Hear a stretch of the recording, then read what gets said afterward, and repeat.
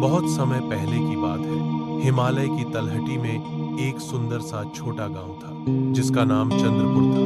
सर्दियों के मौसम में इस गांव में बहुत ठंड पड़ती थी और ऐसा प्रतीत होता जैसे कि यह गांव किसी बर्फ की चादर में लिपटा हो। दिसंबर की रातों में यहाँ इतनी ठंड पड़ती कि मानो लोगों के सांसों से भी धुआं निकलने लगता है और अंधेरी रातों में सन्नाटा दिल तक उतर जाता।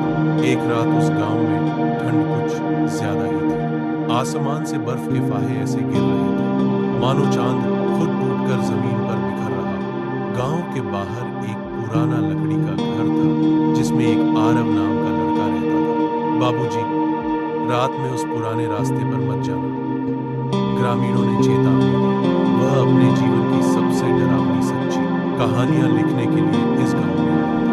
गांव वाले उसे बार बार चेतावनी देते, बाबूजी, उस पुराने रास्ते पर रात में कभी भी मत जाना क्योंकि ठंड के साथ वहां कुछ और भी जाग जाता है। लेकिन आरव गांव वालों की बातों पर ध्यान न देकर मुस्कुराते हुए बोलता है कि मुझे भूत प्रेत पर विश्वास बिल्कुल भी नहीं है। यह कहकर वहां से चला जाता है। उसी रात गांव की बिजली चली और पूरा गांव अंधेरे में डूब गया। अचानक ठक ठक ठक दरवाजे पर किसी के चलने की आवाज लगती। आरव ने तुरंत दरवाजा खोल के देखा पर बाहर उसे कोई नहीं दिखा। सिर्फ बर्फ और हवा की सीटी ही सुनाई और दिखाई पड़ रही थी।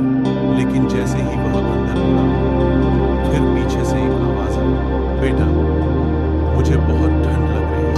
सुनने में ऐसा लग रहा था कि मानो वह आवाज किसी बूढ़ी औरत की थी। आरव का दिल जोर से धड़कने लगा। उसके घर से थोड़ी ही दूर पर बर्फ में एक बूढ़ी औरत बैठी हुई दिखाई पड़ रही थी। उसके कपड़े फटे थे और हाथ कांप रहे थे। आरव डरते हुए भी बूढ़ी औरत को घर के अंदर बुलाया और आग जलाकर उन्हें कंबल ओढ़ाया। और तभी उस औरत ने कहा, इस गांव ने मुझे भुला दिया, मैं यहाँ ठंड से मरी थी। तभी अचानक कमरे की आग बुझ गई और हवा बर्फ जैसी ठंडी हो गई। ये सब सुनकर और देखकर आरव ने तुरंत डर के मारे अपनी आंखें बंद कर दी। अगले दिन सुबह जब आरव की आंखें खुली तो सब कुछ सामान्य था। आरव ने यह बात जाकर गांव वालों से बताई तो गांव वालों ने आरव को सच्चाई बताई। उन्होंने बताया कि सालों पहले एक बूढ़ी विधवा औरत को गांव से बाहर निकाल दिया गया था और उसने उसी ठंड भरी रात में अपना दम तोड़ दिया था। गांव वाले आज भी उसी बात से पछताते थे। आरव ने घर आकर उस बूढ़ी औरत की कहानी लिखी और पूरे देश में वह कहानी मशहूर हो गई। गांव में उस औरत के नाम पर एक आश्रय गृह बनवाया ताकि वहां कोई भी ठंड से नहीं मरे। और सब लोग कहते हैं उस रात के बाद चंद्रपुर की ठंड कम हुई। शायद एक आत्मा को शांति मिल गई। और आरव सबको सिखाता है कि अगर इंसानियत जिंदा रहे तो कोई भी ठंड, चाहे मौसम की हो या दिल की, किसी की भी जान नहीं ले सकता। चंद्रपुर गांव में सूर्य की किरणों से एक नया सवेरा हुआ। चंद्रपुर गांव अब पहले जैसा नहीं रहा। आरव की लिखी कहानी के बाद चंद्रपुर गांव में आश्रय गृह बन चुका था। हर रात वहां आग जलती और गरीबों को कंबल मिलते। लेकिन उस साल ठंड फिर से असामान्य रूप से बढ़ने लगी। बर्फ पहले से बहुत ज्यादा गिरने लगी और हवा में एक अजीब सी उदासी हो गई। गांव के बुजुर्ग आपस में फुसफुसाने लगे। लगता है वह आत्मा अभी पूरी तरह शांत नहीं हुई। एक रात आरव फिर चंद्रपुर गांव में आया। वही पुराना घर, वही सन्नाटा। रात के ठीक 12 बजे फिर वही आवाज आई, बेटा। आरव आवाज सुनकर सिहर उठा। इस बार वह भागा नहीं और डरते हुए पूछा, कौन हो आप और क्या चाहती हो? तभी हवा तेज हो गई और दीवार पर बर्फ जमने लगी और सामने वही बूढ़ी औरत। उस औरत की आंखों में इस बार डर नहीं था बल्कि कोई दर्द था। उसने आरव से कहा, मुझे मरने का कोई दुख नहीं, बल्कि दुख इस बात का है कि मेरे मरने के बाद मेरे पोते को भी इस गांव ने भगा दिया। आरव चौंक गया। औरत बोली, पोता, मेरे पति, वह अब भी जिंदा है और आज की ठंड भरी रात में वही गलती दोहराई जा रही है। आरव उनकी बातें सुनकर बिना समय गंवाए गांव की ओर दौड़ा और बर्फ के तूफान आसमान में उसे एक छोटा सा बच्चा दिखा, कांपता हुआ, अकेला, जिसे गांव के कुछ लोग उसे बाहर निकाल चुके थे क्योंकि वह अनाथ और गरीब था। यह सब देखकर ऐसा लगा जैसे मानो इतिहास खुद को दोहरा रहा था। तुरंत आरव ने बच्चे को गोद में उठाया, पूरे गांव के लोगों को इकट्ठा करके उनको बहुत डांटा और गुस्साते हुए, अगर आज यह बच्चा ठंड से मरा तो उसकी आत्मा नहीं, हम सब मरेंगे। गांव वालों की आंखें झुक गई और उन्हें बहुत शर्मिंदगी महसूस हुई। उन्होंने आरव और उस बच्चे से माफी मांगते हुए उस बच्चे को आश्रय दिया, आग जलाई और दरवाजे बंद किए। जैसे ही बच्चा सुरक्षित हुआ, हवा अचानक शांत हो गई और बर्फ गिरना रुक गया। और कहीं दूर आरव ने उस बूढ़ी औरत को मुस्कुराते देखा और बोलते हुए सुना, अब मैं जा सकती हूँ, मेरी ठंड खत्म हो गई है। और वह रोशनी में बदलकर आसमान में विलीन हो गई। अगले दिन सुबह सूरज निकला। चंद्रपुर गांव में सालों बाद इतनी गर्म धूप थी। बच्चा आज उसी आश्रय गृह में हंसते हुए खेलता कूदता है। गांव वालों ने अब अपनी गलती से सीख ली थी और आरव ने अपनी कहानी का नाम रखा, ठंड से भरी रात। इंसानियत की आखिरी परीक्षा। जब तक समाज में बेरुखी रहेगी तब तक ठंड लौटती रहेगी, लेकिन जहां इंसानियत है वहां कोई आत्मा भटकेगी नहीं। गांव के लोग अब हंसी खुशी एक साथ रहने लगे और सबकी मदद भी करते। आरव यह सब देखकर बहुत खुश हुआ और गांव वालों को धन्यवाद करते हुए बताया, यही सबसे बड़ा धन है। चंद्रपुर गांव में अब कोई आत्मा नहीं भटकती थी। कम से कम लोग यही मानते थे। आश्रय गृह चलता रहे, गरीबों को जगह मिलती रही, लेकिन समय के साथ इंसानों का दिल फिर ठंडा हो गया। आग तो अब भी जलती थी, पर सिर्फ दिखावे के लिए। 1 साल बाद गांव में एक अजीब घटना हुई।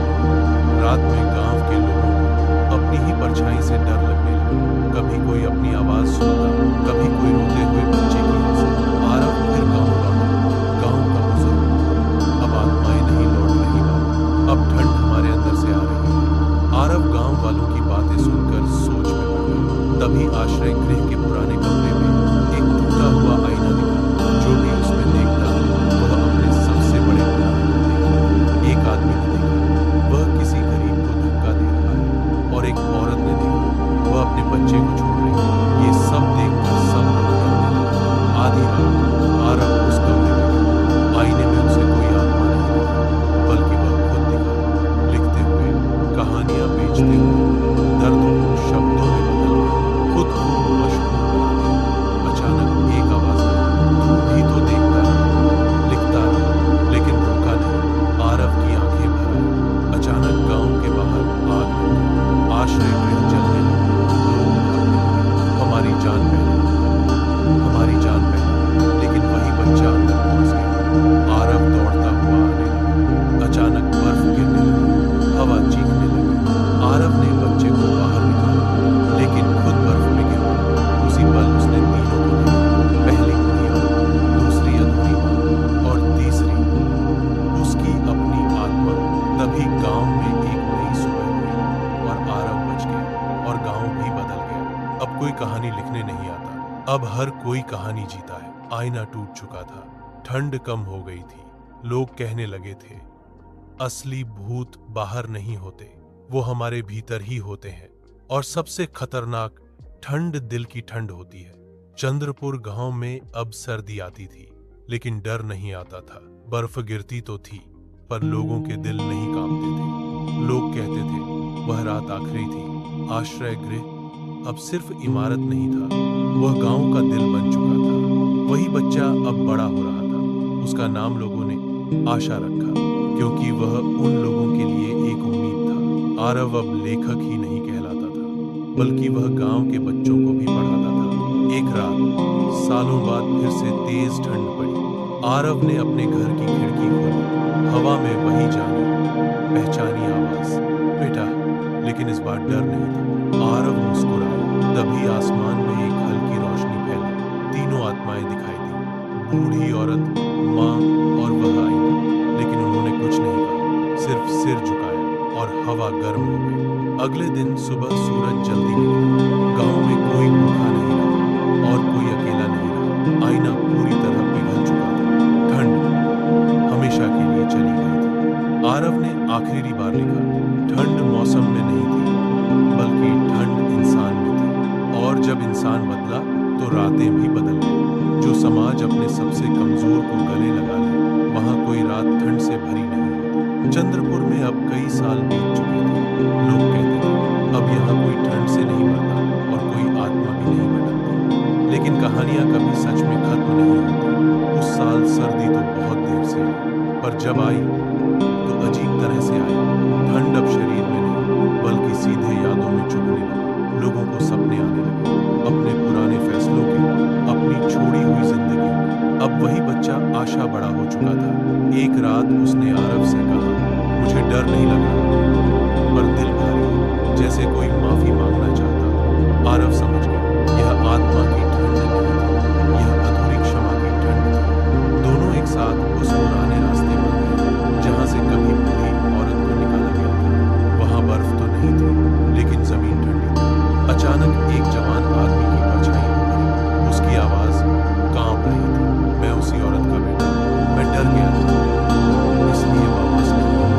वह आदमी वर्षों से अपराध बोध में जी रहा था, वापस आने की हिम्मत नहीं जुटा पाया। उसने कहा, मैं माफी मांगने आया हूं, क्या बहुत देर हो चुकी है? तभी अचानक से हवा रुकी और आशा ने आगे बढ़कर कहा, माफी कभी देर से नहीं होती, बस दिल से होनी चाहिए।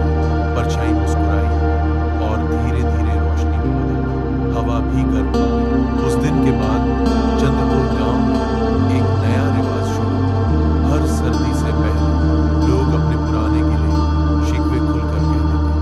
ठंड फिर आती है, लेकिन अब वह सिखाने आती है, मारने नहीं।